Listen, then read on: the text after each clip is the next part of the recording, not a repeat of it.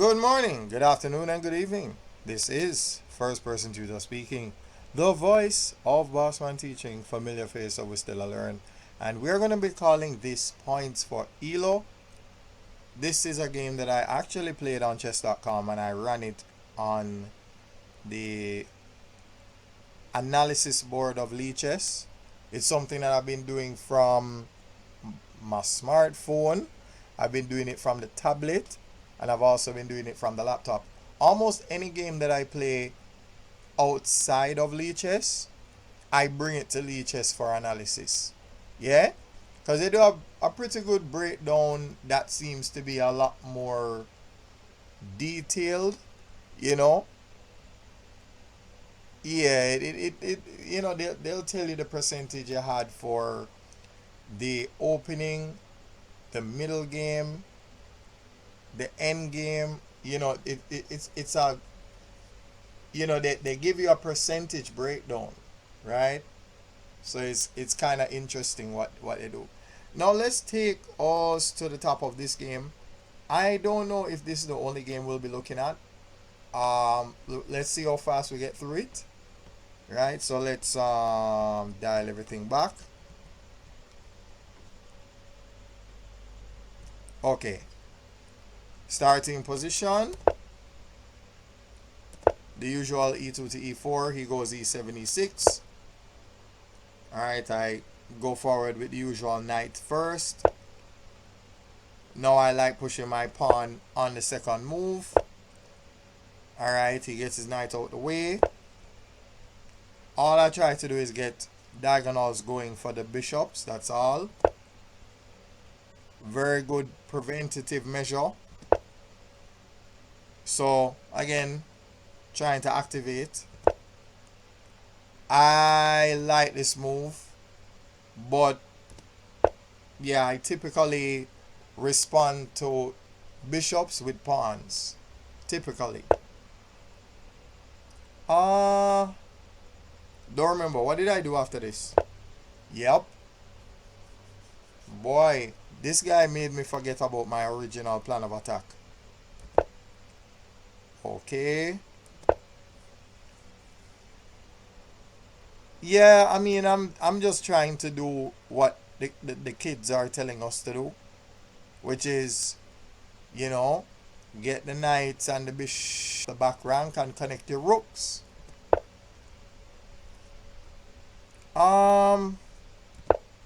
Yeah, maybe, just maybe, I should have had my bishop on d2 so that I could connect my rooks a little faster. Yeah, I didn't like seeing that at all. I did not like seeing that. Don't get me wrong. I mean, there's a lot to consider. Where if you put your bishop on d2, your knight can't go there anymore. And then there's no forward square for that knight. So yeah, this is a problem. So I capture here. Then yeah, I just stop that attack altogether. Now, this annoyed me to an unreasonable degree. I wasn't a fan of having my bishop under scrutiny. I didn't like that. You know what I did here, right? There we go. Let's try that again. En passant, it was. There we go.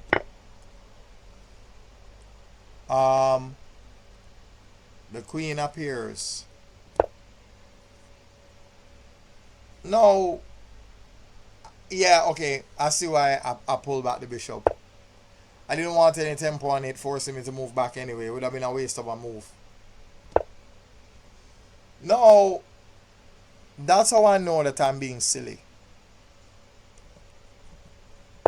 Oh, that's why I didn't do it. Yeah.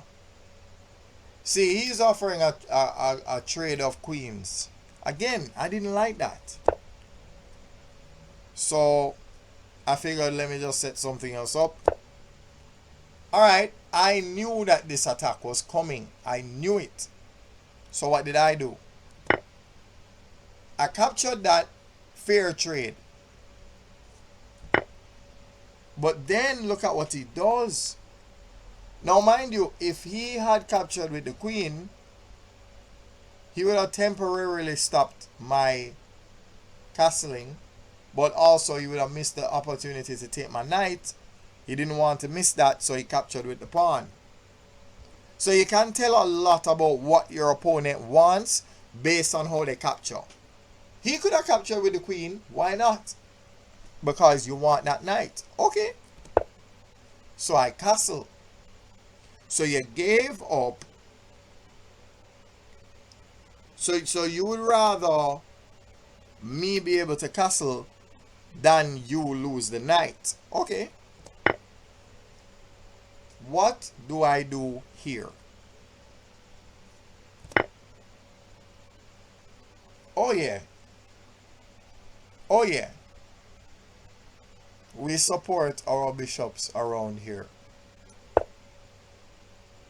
And now, for my next trick, here we go. Here we go. Very typical. Back in the day when you were a beginner, you dreamt of doing a move like this. But that's strange. Now, this is hope chess. You're hoping that I would be so greedy, go for the rook, lose the queen. That's what you thought. But going for check is more important than the rook. I can always get the rook later. I can win that rook whenever I want. At this moment, my opponent resigned. Yup, my opponent resigned. Now, you're not going to be able to see this, right? But I'm scrolling down a little bit. Now I'm going to tell you what it says for me. 3 inaccuracies, no mistakes, no blunders. 90% accuracy. 82% opening, 90% middle game. Now it doesn't have a score for the end game because of our resignation, the furthest it went was middle game. Right? So that is, yeah, that's our game. Yeah, we did that on a 9 minutes. I don't know. I might look at uh let me pause for a second there. All right, we are back. So normally I would say good morning, good afternoon, and good evening. This is first person tutor speaking, or good opening, good middle game, and good end game. Again, first person tutor speaking, right? So we are going to be going through this game next. It looks a little bit like this. I genuinely, what, who, oh, I was, okay, I was white. I was white. Right. Yeah. So we're going to be combing through this one. But you know what? You know what? Since we're here, since we're already here, let's see if we can finish this in, can we do this in 6 minutes? Can we? I guess we can challenge ourselves and find out. All right. Let's start from the top. Typical blockade, right? I always go for the knight first. He does a counter, which is very reminiscent of my high school days, but I do this instead.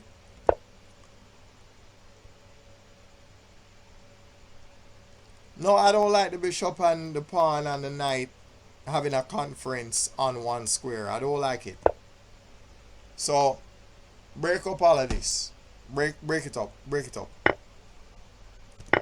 There you go.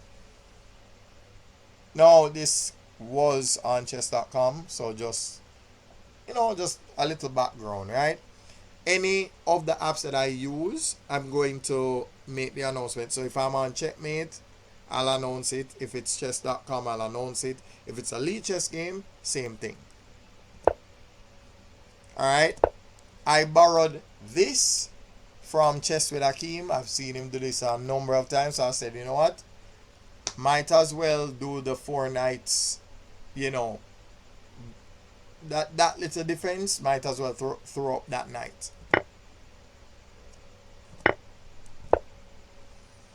Alright, nothing major here. I want to move that knight. Oh. Alright.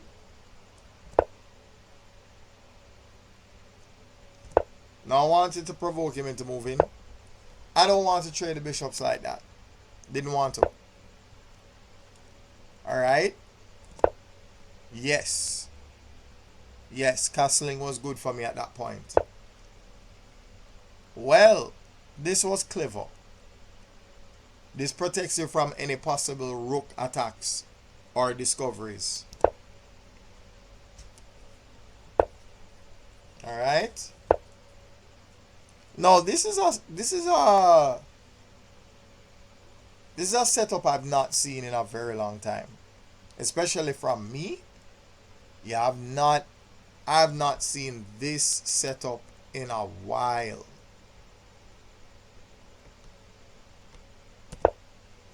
Alright. I wanted to see what you wanted to do. There you go. You got rid of my knight. 2 bishops versus 2 knights. Who will prevail? Who will prevail?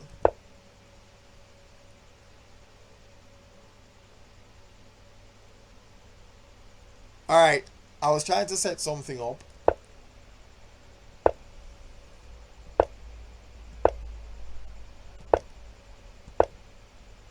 Right. Okay. Didn't like the idea of my bishops being under attack. What did you see? Because something spoke him into putting that queen right there. Ah, okay.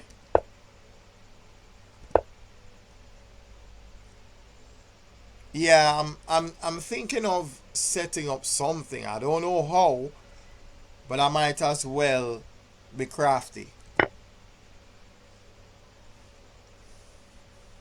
Ah, I should have simplified this position. Although I did not like the queen being on the square of f6, should have simplified. I really should have simplified. So I did this instead. Goes right there.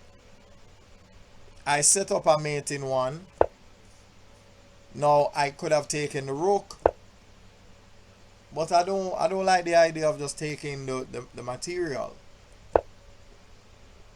I want something else. I made the blunder of my life right here. Right there. Yup. This is where it happened. So, let's see. G's on P's. It hurt me to see it again. On the very day where I had food poisoning. This is the second most painful thing to happen to me. My God. But anyhow, we're almost at the 6-minute mark, so let's go. Oh. Yes. Yes. Alright, so we're almost at the end. So I'm just going to say good morning, good afternoon, and good evening. Good opening, good middle game, and good end game.